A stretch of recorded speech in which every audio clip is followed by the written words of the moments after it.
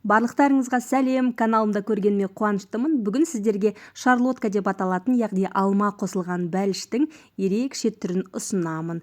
Ендеше кеттік, бірге дайындайық. Алдымен жарты шай қасық ас содасын айранның үстіне салып, араластырып бөлек қойып қоямыз. Айран көпіріп, кішкене көтерілетін болады.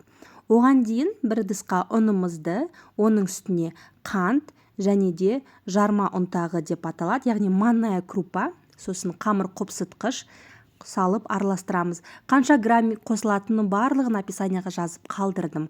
Оның үстіне сұйық май құямыз және де айран мен содамыз араласып көпіріп тұрған, соны құйып араластырып бір келгі қамыр дайындаймыз.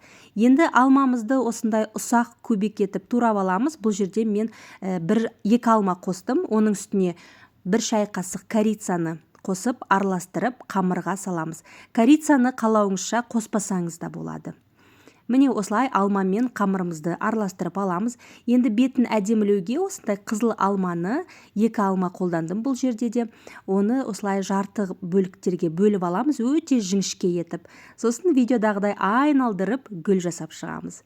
Қызып тұрған пеште пісіреміз. Қанша градуста барлығын описанияға жазып қалдырдым. Қалауыңызша үстіне сахарная пудра, яғни қант ұнтағын сеуіп, немесе басқаша да әдемілесеңіз болады. Толығымен суығаннан кейін осылай әдемілеп дастарханға ұсынамыз.